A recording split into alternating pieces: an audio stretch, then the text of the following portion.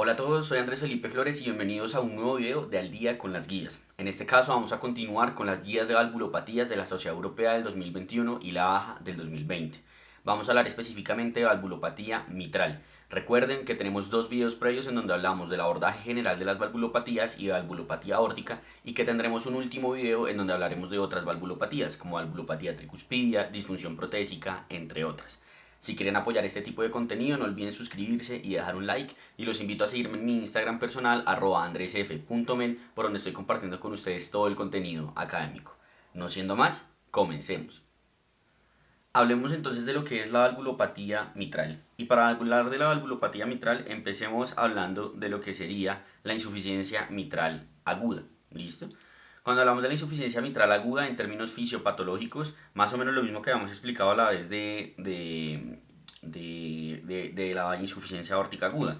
Recuerden que si yo tengo el corazón, ¿cierto? Imagínense acá la aurícula izquierda, acá el ventrículo izquierdo, acá el tracto de salida de la aorta y por acá está la válvula mitral. Si la válvula mitral de la nada se pone insuficiente, toda esta sangre cuando trata de sacar, pues digamos cuando el ventrículo izquierdo trata de hacer el volumen de eyección, va a retornar gran parte de la sangre hacia la aurícula. Y el ventrículo no va a estar preparado para eso, no va a estar preparada ni la aurícula ni el ventrículo para tener ese aumento continuo en volumen de fin de sístole y ese aumento tan importante en el volumen de diástole y en la presión de diástole. Y como es algo tan súbito, el ventrículo no se pudo adaptar, diferente a un escenario crónico en donde esto se da paulatinamente y el ventrículo sí se puede adaptar. Entonces, en términos fisiopatológicos, dado que no hay ese tiempo de adaptación ventricular, va a haber un aumento agudo y severo de la presión atrial izquierda y eso se va a traducir en un aumento severo de la presión pulmonar que consecuentemente pues, va a llevar a edema pulmonar y va a haber evidentemente un deterioro de la FEBI porque parte de la fracción de eyección se está devolviendo hacia la aurícula izquierda. Esto va a generar entonces en términos de presentación clínica un edema pulmonar agudo y choque cardiogénico. En muchas ocasiones incluso se demora el diagnóstico porque no es tanto el choque, no es tanto la hipotensión, sino que el paciente tiene una congestión pulmonar severa y muchas veces se sospecha que el paciente puede estar con una patología pulmonar primaria. Entonces siempre hay que estar atento si uno tiene un paciente con un edema pulmonar severo y uno se da cuenta que por ejemplo tiene un soplo o algo por el estilo, esto es algo a sospechar y un ecocardiograma se los podría confirmar. A auscultación, ¿cómo va a ser ese soplo? Dado que es una regurgitación mitral y la mitral debería estar cerrada durante la sístole, el soplo va a ser sistólico, que suele finalizar antes del S2, ya que al final de la sístole como tal no va a haber gradiente de presiones y esto va a generar un aumento en el volumen en el tono más bien del S2 por la hipertensión pulmonar que hay y en ocasiones puede llegar a generar un S3. En términos de la fisiopatología, esto básicamente es lo que les decía, cuando es crónica, fíjense cómo se devuelve de manera súbita hacia la parte de la aurícula y realmente el ventrículo y la aurícula van a tener un tamaño normal y vamos a tener un ventrículo izquierdo que va a ser hiperdinámico tratando de responder a esa FEBI que está caída. Mientras que cuando es crónica el ventrículo se ha podido adaptar, va a haber hipertrofia auricular pues digamos agrandamiento o dilatación de las aurículas y el ventrículo en los estadios finales va a estar más bien es como hipokinético o normokinético. La etiología en general se puede clasificar en tres. Uno puede decir que sea isquémica, que va a ser la causa más común de ruptura del músculo papilar, aunque hay otras razones por las cuales se puede romper el músculo papilar, por ejemplo ruptura espontánea, pero usualmente uno siempre piensa en etiología isquémica. Hay etiologías no isquémicas como el mixoma, que es un tumor cardíaco, traumas, valvulopatías reumáticas o rupturas espontáneas, como les mencionaba. Y puede ser iatrogénico, como por ejemplo cuando se inserta un TAVI. Si no saben qué es un TAVI, vayan a ver el video de valvulopatías aórticas y el retiro, por ejemplo, de dispositivos de asistencia ventricular.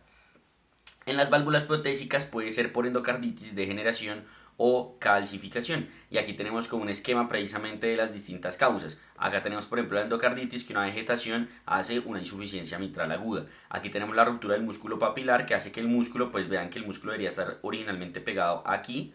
Y como no está pegado ahí, esta valva queda por ahí volando. Tenemos también la etiología isquémica, en donde puede haber una disrupción aguda del funcionamiento de este músculo y esto puede terminar en esto. Hay una etiología iatrogénica o, por ejemplo, en ocasiones taquicardiomepatías de Takotsubo. En cuanto al abordaje, pues el diagnóstico va a ser obviamente con el ecocardiograma, ya que va a determinar la severidad y va a identificar en muchas ocasiones la etiología. Si el eco-TT no es diagnóstico, pues se hace un eco-TE y digamos que uno hace una arteriografía coronaria si tiene sospecha de infarto agudo de miocardio o previo a la cirugía, pero la cirugía no se puede demorar por la arteriografía si es una urgencia. Pero sí es muy importante si se sospecha un infarto, pues para determinar si la etiología de eso no es isquémica. El manejo inicial va a ser con estabilización, se puede hacer uso de vasodilatadores como nitratos, de balón de contrapulsación aórtica o dispositivos de asistencia ventricular izquierda, pero el manejo definitivo va a ser realmente es la cirugía, en donde se puede hacer o reparación o reemplazo. ¿De qué va a depender? De la etiología. Reparación va a ser cuando es una ruptura de cuerda tendinosa, entonces uno la repara, mientras que si es endocarditis, ruptura de músculo papilar, sí toca hacer usualmente un reemplazo. Dicho eso, hablemos entonces ahora sí de las valvulopatías crónicas, la insuficiencia mitral crónica y la estenosis mitral. Cuando hablamos de la insuficiencia mitral, en términos epidemiológicos, podemos decir que la prevalencia puede ser hasta del 19%. Pero hay que recordar que es hasta fisiológico tener una insuficiencia trivial. Eso que reporta en el eco, si les dicen insuficiencia trivial, uno no se preocupa por eso. Es severa más o menos en 2% de la población y la etiología más común va a ser en primer lugar la degenerativa y también la isquémica. Más o menos se dice que de los pacientes que sufren un infarto agudo de miocardio, casi más del 10% van a tener como tal regurgitación mitral. En términos fisiopatológicos, pues lo que va a haber es un aumento crónico en la precarga del ventrículo izquierdo, porque todo el tiempo el ventrículo bota sangre, se devuelve a la aurícula y de la aurícula vuelve a pasar al ventrículo. Entonces todo el tiempo tiene mucho volumen, mucho volumen, mucho volumen a final de diástole, que a fin de cuentas pues esa es la precarga. Eso va a generar entonces una hipertrofia compensatoria para tratar de poder sacar de todas maneras una buena FEBI pese a lo que está sucediendo en el corazón, pero va a llegar un punto hasta donde va a llegar el compliance máximo del ventrículo y finalmente va a ser disfunción diastólica terminal y ahí ya el paciente entra en fase como tal descompensada. Se dice que hay algunos diámetros ecocardiográficos que nos pueden hablar de la diferencia entre fase compensada, de transición y descompensada y que esto tal vez nos podría orientar a cuándo operar a los pacientes. Por ejemplo, la dimensión al final de diástole, al final de sístole, el volumen al final de diástole, el volumen al final de sístole o la FEBI. Y fíjense cómo realmente pues el punto es que se van ensanchando las cavidades y evidentemente la FEBI pues va cayendo. En términos de la etiología, pues la podemos dividir en primaria o en secundaria. Y aquí es bastante importante hacer esta diferenciación, porque la insuficiencia mitral, el manejo va a depender de si estoy frente a una etiología primaria o si estoy frente a una etiología secundaria. En las etiologías primarias tenemos las enfermedades degenerativas, tenemos la valvulopatía reumática, la endocarditis, afecciones congénitas, algunos medicamentos como por ejemplo la ergotamina, la bromocriptina y la cabergolina que se utilizan para los prolactinomas y también calcificaciones como tal del anillo. Mientras que en etiologías secundarias pues va a ser por dilatación del ventrículo. ¿Qué quiere decir esto de etiologías secundarias? Imagínense acá ventrículo izquierdo, aurícula izquierda y acá los está conectando la válvula mitral. Si el ventrículo coge y se dilata un montón, la válvula no se puede dilatar. Entonces esa válvula se va a estirar todo lo que pueda y eso va a hacer que sus valvas no se puedan cerrar correctamente y por ende va a haber una insuficiencia secundaria. Esto va a ser usualmente por una cardiopatía isquémica, puede ser aguda o crónica, por cardiomiopatías dilatadas, hipertróficas y en ocasiones por afección en la conducción interventricular que genere asincronía o disincronía del septum. ¿Qué quiere decir eso? Si yo tengo el corazón, ¿cierto? Acá. Y yo tengo, imagínense, acá está el nodo auriculoventricular, acá sale pues bueno el izquierdo y aquí sale el derecho. Si yo tengo por ejemplo un bloqueo completo de la rama derecha, pues el impulso va a despolarizar rápido el ventrículo izquierdo, pero el ventrículo derecho toca que se despolarice por acá por fibras de His-Purkinje. Entonces el ventrículo derecho se va a despolarizar más tarde que el ventrículo izquierdo. Y eso es lo que se conoce como disincronía, que se contraigan no al mismo tiempo, sino uno antes que el otro. Y cuando se da esa disincronía, el ventrículo derecho pues puede jalar hacia acá, por así decirlo, el septum, y eso va a ensanchar el anillo mitral y puede generar la insuficiencia mitral secundaria. Entonces aquí tenemos pues también las causas, tenemos etiologías o alteraciones a nivel como tal de las valvas, degenerativa, reumática, infecciosa, por enfermedades reumatológicas, enfermedades de tejido conectivo, etc. Enfermedades de las cuerdas tendinosas, también degenerativas, infecciosas, reumáticas, enfermedad de los músculos papilares, enfermedad como tal del anillo, en donde tenemos la dilatación muy importante y afección próximamente de una válvula protésica. En cuanto a la presentación clínica de la insuficiencia mitral crónica, podemos decir que los signos y síntomas pues van a ser cuando ya genera falla cardíaca, la hipertensión pulmonar va a ser algo muy importante y significativo y por supuesto la fibrilación auricular, porque al haber dilatación de la aurícula izquierda pues eso predispone a fibrilación auricular. Pero antes de que llegue a eso puede haber una presentación inicial en donde el paciente tiene debilidad, fatiga e intolerancia como tal al ejercicio. Y en la radiografía de tórax y en el electrocardiograma voy a encontrar pues signos de hipertrofias de las cavidades izquierdas. A nivel de la auscultación, el soplo que voy a encontrar va a ser holosistólico, que se suele ocultar el S2 o el A2, que esto es lo que se conoce como un soplo regurgitante, que yo les explicaba en el video de valvulopatías. ¿Qué quiere decir un soplo regurgitante? Que si yo estoy aquí, este es el S1, y estoy acá y este es el S2, entre la sístole, el soplo empieza desde acá. y está todo el tiempo. ¿Listo? Entonces es un soplo bolo sistólico que incluso a veces puede camuflar el S1. ¿Listo? Miren acá dice S1 disminuido. Si es por prolapso de válvula mitral, ahí sí va a cambiar un poco porque yo voy a tener acá el S1, voy a tener acá el S2 y va a haber, es un clic aquí inicialmente y luego sí se da el soplo de regurgitación.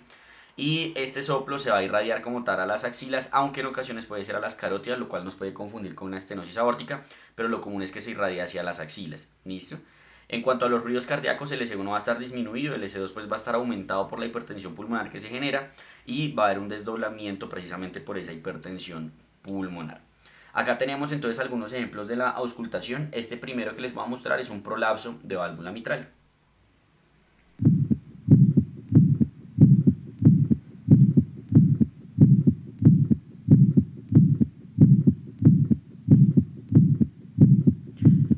Fíjense que suena primero el S1 y luego el clic, ahí está marcado en la gráfica, y luego el soplo.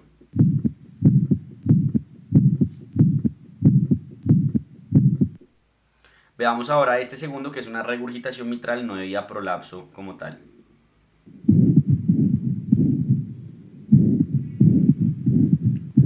Fíjense cómo ahí está marcado, ¿cierto? Sobre todo acá en esta parte.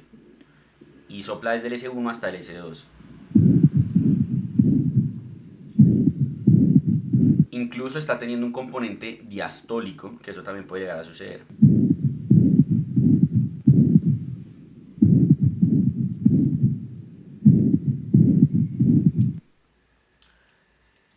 Entonces, en términos de qué tan útil es la auscultación cardíaca, si miramos cuáles son los que realmente tienen, pues digamos como la significancia, obviamente escuchar el soplo en la zona mitral, pues tiene un likelihood radio positivo y un likelihood radio negativo.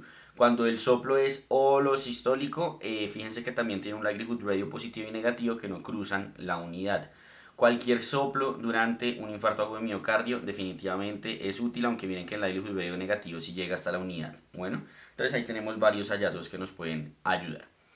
En términos del diagnóstico, pues definitivamente el ecocardiograma va a ser el examen ideal cuando yo tengo sospecha de etiología isquémica, porque recuerden que la isquemia no solo va a ser en el escenario agudo, sino también crónico. Un síndrome coronario crónico puede ser isquemia crónica y disfunción crónica de una cuerda tendinosa o de un músculo papilar, y eso puede generar una insuficiencia mitral.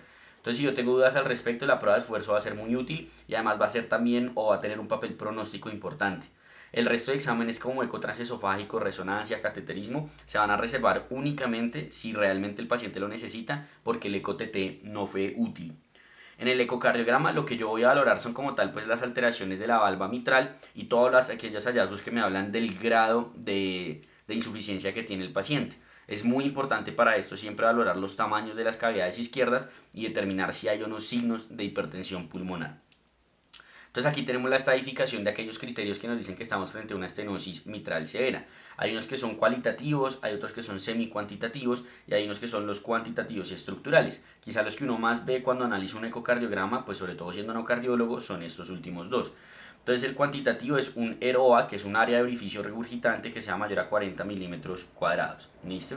También que el volumen regurgitante sea mayor a 60, que la fracción regurgitante sea mayor al 50%, que el ventrículo izquierdo tenga un diámetro de fin de sístole mayor a 40 milímetros y que la aurícula izquierda esté dilatada más de 55 milímetros o un volumen mayor a 60 cc por metro cuadrado, es decir que este es el único que está indexado. Y aquí tenemos pues otros hallazgos que nos pueden hablar, ¿cierto? Como por ejemplo los hallazgos sugestivos de hipertensión pulmonar o cosas por el estilo, alteraciones en la vena contracta, entre otras. ¿Listo? Es muy importante que uno nunca va a tener una insuficiencia mitral severa con cavidades izquierdas sin dilatación. Siempre tiene que haber repercusión en las cavidades izquierdas, si no piensen que algo está saliendo mal en la toma de ese ecocardiograma.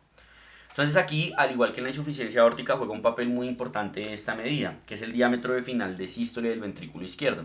Y fíjense cómo cuando uno compara el diámetro de final de sístole, de si es menor a 37, de si es mayor a 37, o si es mayor a 37 y además tiene la FEBI deprimida, vean cómo la frecuencia de la disfunción ventricular va aumentando de forma estadísticamente significativa en esos pacientes. Entonces pues es muy importante tener esa consideración. Es decir, esto es muy importante sobre todo porque fíjense que antes de que la FEBI esté tumbada y antes de que el paciente haga síntomas, esto ya me habla de mal pronóstico y me habla de que debería considerar la intervención en este paciente. Lo mismo ocurre con el EROA, que es esa área de orificio regurgitante efectivo. en donde fíjense cómo, digamos, en términos del riesgo de muerte por cada 10 milímetros cuadrados que aumenta el EROA, también hay un aumento de muerte significativo con una P estadísticamente significativa, con un RR de 1.21. Entonces es importante tener eso en consideración, ¿listo? Y si se ajusta, por lo que sea que ustedes imaginan, fracción de eyección, lo que sea, también sigue siendo estadísticamente significativo. Y el tamaño de la aurícula izquierda también es muy importante porque fíjense cómo el tamaño de la aurícula izquierda me habla de mortalidad en los pacientes. Entonces es muy importante. Aquí está la mortalidad después del diagnóstico en los pacientes que tenían un índice de volumen de más de 60 y aquí están los eventos cardíacos en un índice de volumen mayor a 60. Y de forma estadísticamente significativa podemos ver cómo claramente es mucho más alta la curva de los pacientes que tenían dilatación auricular. En términos del seguimiento, si es primaria va a ser seguimiento clínico anual y en términos de ecocardiograma, si es leve sin dilataciones cada 3 a 5 años, si es moderada cada 1 a 3 años y si es severa cada 6 a 12 meses y si el paciente hace síntomas o hace una FA de nuevo, inmediatamente le hago un nuevo ecocardiograma. Y en la secundaria va a ser clínico anual, si es leve moderada es cada 1 a 2 años y moderada severa es cada 6 a 12 meses. Y pues obviamente si hay cambios de síntomas, inmediatamente le hago su ecocardiograma. Y hay un posible papel acá en la monitorización de los péptidos, especialmente en la etiología secundaria, porque recuerden que a fin de cuentas la etiología secundaria es por cardiopatía dilatada. Y pues la cardiopatía dilatada, a mí los péptidos me hablan de pronóstico, de grado de congestión, de control de la valvulopatía, entonces pues es muy útil. En cuanto al manejo entonces de la insuficiencia mitral crónica, cuando hablamos del manejo médico, se va a manejar pues la hipertensión conforme a guías, la fibrilación auricular conforme a guías, la falla cardíaca conforme a guías, aunque se habla de que en estos pacientes uno podría empezar a considerar la cuadriterapia desde que tiene una FEI por debajo del 60% y no necesariamente por debajo del 40 o 45%. En cuanto al manejo quirúrgico, siempre se va a preferir la reparación que el reemplazo valvular, porque tiene mejores desenlaces con una misma tasa de recaída. El reemplazo quirúrgico se va a realizar si hay alguna de las siguientes condiciones. Por ejemplo, si hay calcificación o degeneración extensa, si el prolapso es de más de un tercio de la valva o si hay fusión o calcificación extensas de las cuerdas tendinosas. Porque la valvulopatía reumática lo que hace es esta fusión, por así decirlo. Entonces, estas condiciones nos hablan más de que es mejor el reemplazo que la reparación. ¿Listo? Y en general, si uno hace reemplazo quirúrgico, si llega a hacer reemplazo quirúrgico, uno va a preferir aquellas técnicas que preserven las cuerdas tendinosas porque también les va a mejorar a los pacientes. Y esto es lo que les decía, fíjense cómo en términos de la sobrevida, si comparamos a los pacientes que les hacen reemplazo versus los que les hacen, reparación versus los que les hacen reemplazo, los que les hacen reparación están acá pegados, mientras que los que les hacen reemplazo como tal están acá. Y es de una forma estadísticamente significativa. Existe algo que se puede realizar que es el manejo transcatéter en estos pacientes. En la válvula mitral se está haciendo cada vez muy útil el manejo transcatéter. ¿Qué se requiere para que el paciente pueda ser candidato a manejo transcatéter? Que cumpla todas las siguientes condiciones. Y básicamente es que cumpla las condiciones del estudio que evaluó el manejo transcatéter que se llama el Everest 2. El manejo transcatéter se aplica para los pacientes que tienen una insuficiencia mitral severa, sintomática severa, que tienen anatomía favorable, una expectativa de vida mayor a 2 años y que tienen un riesgo quirúrgico prohibitivo. Algo similar a lo que veíamos con la TAVI. La TAVI inicialmente cuando inició en la parte aórtica, se utilizaba básicamente era en riesgo quirúrgico prohibitivo. Tal vez esto a futuro pues va a servir para todos los riesgos quirúrgicos. ¿Qué quiere decir riesgo quirúrgico prohibitivo? Que tenga un riesgo de más del 8% con el STS-PROMS o con el Euroscore, que tenga una aorta de porcelana, fragilidad, hipertensión pulmonar severa o hepatopatía severa y que cumpla los criterios ecocardiográficos del Everest. ¿Cuáles van a ser las contraindicaciones? Que tenga contraindicación antitrombóticos, que esté con endocarditis activa, que sea valvulopatía reumática la etiología, que tenga un trombo femoral de vena cava inferior o un trombo como tal intracardíaco, pues ahí no se puede hacer. ¿Y qué es lo que se hace con el manejo transcatéter? Algo que se llama el MitraClip, que no sé si lo han escuchado. El MitraClip se ha estudiado sobre todo en insuficiencia mitral secundaria, pero también ya se está utilizando en insuficiencia mitral primaria. Y lo que hace el MitraClip básicamente es esto. Si yo tengo una válvula mitral, ¿cierto? Que cuando debería estar cerrada no está cerrada, sino que está abierta y está permitiendo el flujo regurgitante, pues yo cojo y le pego un clip acá. Y así, cuando se cierra, así trate de abrirse, pues voy a tener un clip que le está disminuyendo precisamente ese ROA. Eso es lo que disminuye el clip. Disminuye ese área de orificio regurgitante efectivo y pues a esos pacientes les suele ir bien. Aquí está el Everest 2, vean que fueron 279 pacientes que tenían los criterios que hablamos en términos ecocardiográficos, la FEV era mayor a 25%, tener un volumen de fin de diástole entre 40 y 55, FA o hipertensión pulmonar. Y lo que comparaban era la reparación transcatéter versus la quirúrgica, y en el outcome primario pues fue muerte, disfunción ventricular y regurgitación severa, y fíjense cómo en términos de los resultados pues le fue mejor realmente a la parte del manejo transcatéter, ¿cierto? Entonces es importante pues tener eso en consideración. ¿Cuáles van a ser entonces las recomendaciones para operar a estos pacientes? Primero, si el paciente pues digamos tiene síntomas, definitivamente hay que operarlo. Siempre, si tiene síntomas hay que operarlo. Si es asintomático y tiene un volumen de fin de diástole, de sístole, perdón, mayor a 40 o una FEBI menor al 60%, se opera. ¿Listo? Se debe considerar en los pacientes asintomáticos que tengan, digamos, buena FEBI, que no esté tan ancho el diámetro de fin de diástole, de sístole, perdón, pero que tengan FA secundaria y asociado a eso tengan hipertensión pulmonar. Ahí uno también debería considerar operarlos. La otra condición en la cual uno va a considerar operarlos es cuando tengan una dilatación significativa del volumen de aurícula izquierda. Fíjense lo que hablábamos de la importancia de esa medida. Y aquí está el reemplazo transcatéter, se va a considerar en los pacientes que cumplen las condiciones de elegibilidad y se consideran inoperables en un riesgo quirúrgico alto. En términos acá de otras consideraciones importantes a tener en cuenta, estamos hablando de pacientes que tienen una insuficiencia mitral severa o moderada y que se han llevado a otra cirugía cardíaca, ahí no debe considerar operarlos. Una insuficiencia mitral severa con buena probabilidad de éxito quirúrgico que desarrollan FA o hipertensión pulmonar de nuevo, que tengan insuficiencia mitral severa que sea un excelente candidato quirúrgico, o que tenga progresión de la dilatación de las cavidades derechas, así no haya llegado como tal acá.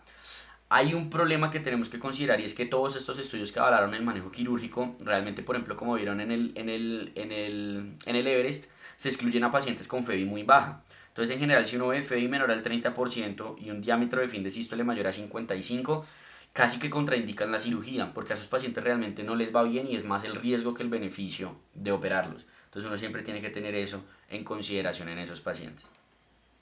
En resumen, lo que podemos decir es que si tenemos un paciente con una regurgitación mitral severa y tiene síntomas, se opera. ¿Listo? Si no tiene síntomas, si la FEBI es menor al 60% o el diámetro de fin de sístole es mayor a 40, se opera. Si no, y si tiene una FA de nuevo o tiene hipertensión pulmonar mayor a 50 milímetros de mercurio, se opera. Y si es buen candidato quirúrgico o tiene dilatación de aurícula izquierda, se opera. Y aquí lo que uno va a ver es si es inoperable o algo por el estilo, y ahí uno mira si le hace el transcatéter o le hace la cirugía como tal. Y recuerden que lo ideal es hacerle reparación y no reemplazo. Acá tenemos el algoritmo de la guía de la baja, que básicamente nos dice lo mismo. Tengo una regurgitación mitral, es severa, tiene síntomas, en general opérelo, opérelo, opérelo, opérelo. ¿Listo? Ahora, si no tiene síntomas, mire, si tiene disfunción sistólica, opérelo. Si la función sistólica está bien, pero el paciente es buen candidato quirúrgico o está progresando rápidamente, opérelo. ¿Listo? Básicamente esas serían como las consideraciones a tener en cuenta. Cambia un poco lo que hemos hablado cuando estamos hablando del manejo de la insuficiencia mitral secundaria. Porque cuando uno tiene una insuficiencia mitral secundaria, lo primero que tiene que hacer es determinar por qué ese ventrículo está disfuncionando y por qué está dilatado. Para eso uno puede hacer una prueba de esfuerzo, determinar si hay que hacer arteriografía coronaria, y hay que tener cuidado con el eco-TT porque el volumen regurgitante de los ROA pues pueden estar alterados precisamente por esa dilatación que hay. ¿Qué hace uno? Pues manejo etiológico de lo que tenga el paciente, y las indicaciones como tal para realizar intervención quirúrgica van a ser que tenga persistencia de síntomas con FEBI menor a 50 pese a terapia médica óptima, que vaya a ser llevado a cirugía cardíaca por alguna otra indicación. Pero cuando uno se pone a ver realmente la evidencia en estos pacientes es muy mala, y casi que lo que más se ha estudiado es el manejo transcatéter con el MitraClip. Por eso, por ejemplo, si uno ve clínicas de falla o cosas por el estilo, cuando consideran remitir al paciente para intervención mitral, lo hacen siempre pensando en la posibilidad del MitraClip en esos pacientes. ¿Cuál es el problema? Que el MitraClip tiene dos estudios principales. El primero de ellos es el COAPT, en el cual les fue bien, pero tenemos otro que es el Mitra FR, en el cual no les fue bien. Fíjense que la P no es estadísticamente significativa en este, mientras que la P sí es estadísticamente significativa en ese. ¿Qué cambiaba? En este el outcome primario era hospitalización por falla cardíaca en 24 meses, en este el outcome primario era muerte por cualquier causa, o sea, añadieron el de muerte por cualquier causa y fíjense que ahí se les tumbó. Entonces, como les digo, la evidencia no es muy buena, pero pues es lo que tenemos en estos momentos para ofrecerle a sus pacientes con insuficiencia mitral secundaria. Acá las recomendaciones de insuficiencia mitral secundaria, básicamente es lo que decíamos: si siguen sintomáticos pese a terapia médica óptima, considere operarlo. Si van a ser llevados a otra cirugía cardíaca, considere operarlo. Y pacientes que tienen otra enfermedad cardíaca y que requieren tratamiento, considere el manejo transcatéter con el MitraClip. Y aquí tenemos paciente con enfermedad o con insuficiencia mitral crónica secundaria, sigue sintomático pese a terapia médica óptima, mire comorbilidades y expectativa de vida, mire si tiene algo para tratarle y mire si el paciente es candidato o no a cirugía. Si tiene algo para intervenirle y es candidato a cirugía, pues considere hacerlo.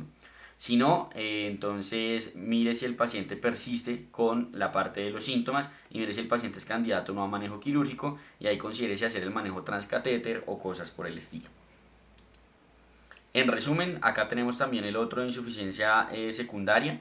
Básicamente, esto quedó regurgitación tricuspidea. Ignoren esta diapositiva, por favor, mil disculpas con ustedes.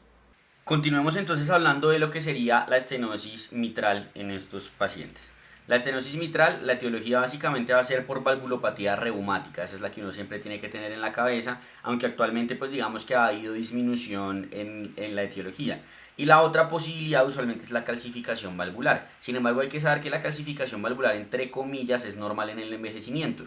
De hecho, se ha relacionado la calcificación valvular mitral con el grado de aterosclerosis que tienen los pacientes, como si fuera, por así decirlo, una aterosclerosis de las valvas mitrales.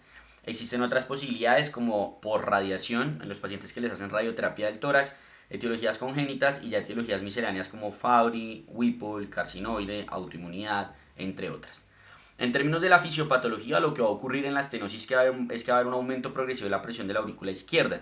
Y fíjense que aquí el ventrículo izquierdo no va a sufrir tanto, porque a fin de cuentas al ventrículo izquierdo antes le está llegando menos sangre. Entonces trabaja menos, no se va a hipertrofiar, no se va a dilatar, ni nada por el estilo. El problema es de la válvula mitral para arriba: aorta, pulmón, corazón derecho. ¿Qué se va a generar entonces? Pues digamos que va a haber ese aumento progresivo de la aurícula izquierda y los síntomas van a darse cuando empiece a aumentar el gradiente y haya disminución como tal de las presiones de llenado y el volumen diastólico a nivel de la precarga como tal del ventrículo izquierdo. Es decir, a pesar de que el ventrículo izquierdo no sufre, pues si hay poquita sangre, bota poquita sangre. ¿Listo? Va a haber remodelación de la aurícula izquierda y eso va a predisponer altamente a trombos y a fibrilación auricular. Esta es la valvulopatía más trombogénica, si lo queremos decir de alguna manera, y también la que más predispone a la formación o al desarrollo de fibrilación auricular. Y pues evidentemente el aumento en la presión de la aurícula izquierda va a repercutir en la circulación pulmonar y el paciente va a sufrir de hipertensión pulmonar. Cuando miramos la historia natural de la enfermedad, pues realmente si miramos la valvulopatía reumática, pues aquí tenemos un primer episodio de enfermedad reumática cardíaca que puede ser severa o fulminante, en donde el paciente puede incluso hacer insuficiencia mitral aguda severa, pero si es leve o moderada, que es subclínica, esa es la que usualmente va a terminar en estenosis mitral. Y esta estenosis mitral básicamente se va a dar porque las valvas de la mitral se van a fusionar, literalmente se empiezan a fusionar acá, y eso es lo que genera como tal la estenosis. En cuanto a otras consideraciones importantes a tener en cuenta, hablando específicamente de la valvulopatía reumática, es que cuando se da por este lado de la subclínica, usualmente puede tardar hasta 40 años, aunque el promedio es 18 a 25, en desarrollar síntomas. ¿Listo? Aunque en zonas de alta prevalencia, países en vía de desarrollo, esta progresión es más rápida. No se sabe muy bien por qué, si porque las cepas son más virulentas, por lo que se contagian más y demás, o porque hay un mal tratamiento de las mismas, pero en general en esos pacientes es más rápido el desarrollo de los síntomas y la degeneración valvular. ¿Listo? La progresión de los síntomas leves a severo se da en promedio de 7 a 9 años y los síntomas, como siempre, son ominosos. De hecho, cuando tiene un hija 4, la supervivencia a 10 años es del 0%. Cuando desarrollan hipertensión pulmonar, la sobrevida media es de 2.4 años.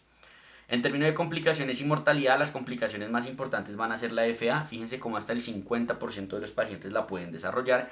Y los eventos trombóticos, sea venosos o de ACV. Listo, como tal la aurícula izquierda, pues uno asumiría que es más ACV, pero puede haber embolismo paradójico, solo que aquí sería a la inversa. Del izquierdo se va al derecho y el derecho llega al pulmón. Y puede haber hipertensión pulmonar. Por su parte, las causas por las cuales se van a morir estos pacientes van a ser por la falla cardíaca como tal, que es principalmente derecha, por el edema pulmonar, que pueden hacer severo, ACV y TEP, es decir, los eventos trombóticos. Clínicamente, ¿cómo se va a presentar? Se va a presentar con disnea siendo el síntoma más común, sobre todo disnea de esfuerzo inicialmente, o cualquier otra situación que aumente la frecuencia cardíaca, el embarazo, las infecciones, las taquiarritmias, entre otros. Y hay otros síntomas que se pueden presentar por hemoptisis, por ruptura como tal de las venas bronquiales dilatadas o por ejemplo por TEP, la fibrilación auricular y los eventos tromboembólicos de la fibrilación auricular, dolor torácico y falla cardíaca derecha. Se puede presentar con disfonía, que es el famoso síndrome de Hodner. ¿Qué quiere decir el síndrome de Horner? Básicamente es que la aurícula, imagínense acá, aurícula derecha, aurícula izquierda y el corazón. Si la aurícula derecha se ensancha mucho, por acá está pasando el nervio laringeo recurrente y puede generar disfonía. Y eso es lo que se conoce como el síndrome de Horner. Hipertensión pulmonar y algo que se llama la facies mitral, que son como unas placas violáceas en los cachetes por vasodilatación. En términos de la auscultación, el soplo va a ser inicialmente telediastólico y luego pasa a ser oleodiastólico. Y esta progresión me habla de progresión de la valvulopatía. Y cuando es muy severa incluso puede desaparecer, que es lo que hablan de estenosis mitral callada, y es básicamente por el bajo flujo que puede haber en esos pacientes cuando ya está muy tapada esa mitral. Los ríos cardíacos, el S1 va a estar disminuido y el S2 se va a acentuar por la hipertensión pulmonar y suele haber S4 porque la aurícula o la patada auricular pues va a generar rebote, por así decirlo, de la sangre y va a pegar la sangre contra las paredes de la aurícula. Puede haber un snap o clic de apertura que se produce después del S2. Y aquí tenemos los ejemplos de la auscultación. Miren este primero.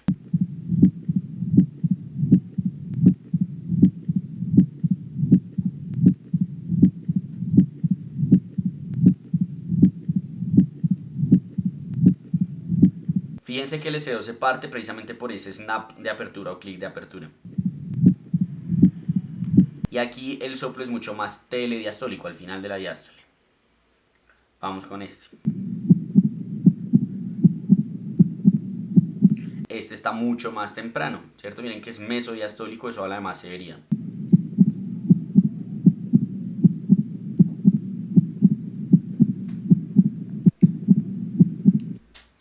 Listo. En cuanto al abordaje diagnóstico, pues el diagnóstico se va a hacer con ecocardiograma transtorácico. Las pruebas de esfuerzo van a ser solo si los síntomas son más severos que la afección en el ecocardiograma. Si a uno no le cuadra, que sea asintomático y la valvulopatía no esté tan avanzada. El resto de exámenes, ventriculografía, resonancia, eco transesofágico van a ser solo si son estrictamente necesarios. En cuanto al ecocardiograma va a valorar pues la morfología de las valvas y la calcificación de las mismas para tratar de identificar cuál es la etiología, porque si la morfología de las valvas es así en domo, eso es muy sugestivo a valvulopatía reumática, mientras que si uno ve claramente que están muy calcificadas las valvas, pues va a pensar más en calcificación valvular. Y uno va a valorar distintos parámetros que nos van a hablar de la severidad de esa valvulopatía. El área valvular mitral, el área del orificio de salida, los volúmenes y dimensiones de la aurícula izquierda y evidentemente los signos de hipertensión pulmonar. Y el manejo pues puede ser médico o puede ser quirúrgico. En términos del manejo médico, las medidas generales, todos los pacientes con estenosis mitral moderada a severa los va a anticoagular. Eso es muy importante. ¿Cuándo los va a anticoagular? Cuando tienen FA, un embolismo previo o un trombo en aurícula izquierda. Tiene que cumplir alguna de esas tres condiciones. ¿Con qué se va a anticoagular? Se va a anticoagular con warfarina. ¿Listo? Porque esa es la que tiene evidencia. De momento todavía no tenemos suficiente evidencia de DOACs para poder recomendarlos. ¿Y con qué vamos a anticoagular esta warfarina? ¿O a qué meta vamos a tratar de llegar? 2,5 a 3,5 de meta. ¿Listo? Como si fuera una valvulopatía mecánica, pues. El seguimiento ecocardiográfico va a ser cada 3 a 5 años si es leve, cada 1 a 2 años si es moderada y cada año si es severa. Y como siempre, inmediatamente se hacen síntomas y como siempre debe haber un seguimiento clínico anual. O sea, cada año se debe ver al paciente a ver cómo va. El manejo pues es de las complicaciones, la falla cardíaca, la FA, la hipertensión arterial y el ejercicio como siempre guiado por un experto. En cuanto al manejo quirúrgico que le vamos a ofrecer a estos pacientes, siempre hacer un cateterismo coronario previo, salvo que sea un muy bajo riesgo cardiovascular, se puede hacer uso del angiotal. Se prefiere usualmente el manejo percutáneo cuando es valvulopatía reumática, mientras que cuando es por calcificación o por etiología congénita, el manejo percutáneo no es una opción y ahí se hace es manejo quirúrgico. Y uno tiene que tener un balance porque intervenir muy temprano puede ser mórbido, intervenir muy tarde puede ser desfavorable para el paciente. Este es un estudio de los DOACs en donde verdaderamente cuando miramos, pues pareciera que a los DOACs les fueran incluso no inferiores a la warfarina, pero como les digo, pues esto no es un ensayo clínico aleatorizado y se necesita de los mismos para poder hacer esa recomendación. En el manejo percutáneo lo que uno va a hacer es pues una valoración inicial de ver cuál es la probabilidad de éxito con el score de Wilkins, eso es lo que uno va a valorar. El score de Wilkins lo que mira pues son estos componentes y conforme a eso se determina. Y uno siempre que va a hacer un manejo percutáneo tiene que hacer un eco transesofágico previo para descartar que no hayan trombos intracavitarios. ¿Listo? ¿Cómo va a ser el procedimiento? Aquí no sé qué pasó. ¿Cómo va a ser el procedimiento? Uno hace una punción transeptal llega ahí al ventrículo o a las cámaras izquierdas y hace una comisurotomía con balón. ¿Qué quiere decir una comisurotomía con balón? Recuerden que esto es para la valvulopatía reumática, ¿no? Yo les dije, en la valvulopatía reumática las dos valvas de la mitral están así pegadas, fusionadas. Entonces uno entra acá con un balón, cruza esto y este balón uno coge y lo infla. Y de esa manera rompe esa separación entre las valvas y así quedan separadas. Ese es el manejo percutáneo que se hace. Tiene una supervivencia a 4 años del 84% y reintervención del 38% a 12 años. Pero esta reintervención no supone un problema muy importante porque a diferencia del manejo quirúrgico no es peor el pronóstico cuando se reintervienen. Mientras que si uno opera a alguien y lo reinterviene, el pronóstico sí se le deteriora terriblemente. ¿Cuáles van a ser las contraindicaciones entonces para hacer ese manejo percutáneo? Esto, ¿cierto? Que tengan un área de válvula mitral mayor a 1.5 centímetros cuadrados, que tenga trombo como tal en la aurícula izquierda, que tenga una regurgitación mitral que sea más de leve, o sea que tenga doble lesión mitral como le llaman, que tenga calcificación severa o bicomisural, que tenga ausencia de fusión de las comisuras, porque pues ahí entonces no se va a poder hacer ninguna comisurotomía, que tenga otra valvulopatía concomitante o que tenga, digamos, enfermedad coronaria concomitante que requiera intervención. Aquí tenemos las diferencias del manejo percutáneo versus quirúrgico y lo que uno puede ver en general es que cuando se hace la comisurotomía con balón versus cuando se hace quirúrgica, en general a los pacientes les suele ir mejor. ¿En términos de qué? En términos de presión pulmonar, en términos de índice cardíaco y en términos de área valvular mitral, les suele ir mejor a los pacientes que se les hace la comisurotomía percutánea. En cuanto al manejo quirúrgico, pues uno puede hacer tres cosas. Comisurotomía y reparación, en donde uno usualmente va a preferir el manejo abierto porque tiene mejor visualización. La mortalidad es menor al 1% y tiene una necesidad de reintervención a 5 años menor a 7%. Evidentemente es menor que la de la comisurotomía percutánea, pero como les digo, una reintervención implica 2 a 10 veces mayor el riesgo de mortalidad. ¿Listo? La otra opción es el reemplazo valvular, que es la última opción. Uno siempre va a tratar reparación y comisurotomía. Si se hace un reemplazo valvular, en general es solo cuando no es factible realizar las otras. Tiene una mortalidad menor al 5%, pero que se puede elevar hasta el 20% en pacientes que tienen un IJA elevado o hipertensión pulmonar. ¿Listo? Y está en investigación el manejo transcatéter, especialmente en calcificación del anillo valvular, a ver si puede o no ser de utilidad. Aquí están las gráficas que muestran de reparación versus reemplazo. Aquí está muerte de eventos cardíacos o de muerte cardíaca. Y fíjense cómo el grupo de reparación pues está mucho más arriba que el de reemplazo. Es decir, el de reemplazo se murió más con una P estadísticamente significativa. Aquí tenemos entonces las recomendaciones para operar a estos pacientes. Entonces acá todos los pacientes sintomáticos, ¿cierto? Se van a operar.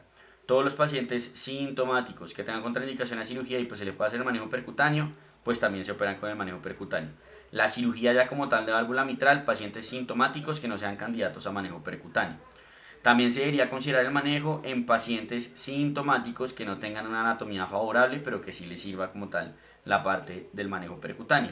Y también uno lo debería considerar en los asintomáticos que tengan un alto riesgo trombótico o que tengan un alto riesgo hemodinámico de descompensación.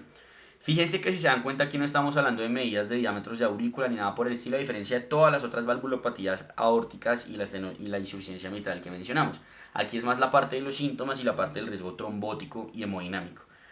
Otras consideraciones a tener en cuenta que nos da la guía de la AJA en manejo percutáneo, también considerarlo con FA de nuevo, también considerarlo cuando tiene una PCWP mayor a 25 o tiene un gradiente medio mitral en ejercicio mayor a 15 milímetros de mercurio, y considerar manejo quirúrgico en estenosis mitral moderada severa que va a ser llevada a otro procedimiento quirúrgico cardíaco. En resumen, si tengo una estenosis mitral clínicamente significativa, entendida esa como una área mitral menor a 1.5 y tiene síntomas, miro. Si tiene contraindicación para manejo percutáneo, lo opero. Si no tiene, miro. Entonces, si el paciente cumple con todas las condiciones clínicas, anatómicas y esto, pues le hago la parte del manejo percutáneo. Ahora, si no tiene síntomas pero tiene algo riesgo embólico o descompensación, pues lo opero. Y si por ejercicio el paciente me hace síntomas durante el ejercicio o cosas por el estilo, también lo opero. ¿Listo? ¿Con qué? Pues ojalá con manejo percutáneo, como habíamos mencionado. Acá tenemos la parte de la AJA. La AJA nos dice, vea, usted tiene una enfermedad reumática que es severa porque el área está menor a 1.5, está sintomática, opérelo. Listo. Está asintomática. Entonces ahí usted mira si el paciente tiene, por ejemplo, una PSAP mayor a 50, opérelo, tiene FA de nuevo, opérelo. Y si es una mitral progresiva, pero tiene síntomas en el ejercicio o tiene riesgo hemodinámico, también opérelo. ¿Listo? Esto era todo lo que tenía para comentarles respecto a valvulopatía mitral. Espero que les haya gustado. Cualquier duda déjenla en los comentarios. Y si quieren seguir aprendiendo con nosotros, los invito a dar clic en el siguiente video.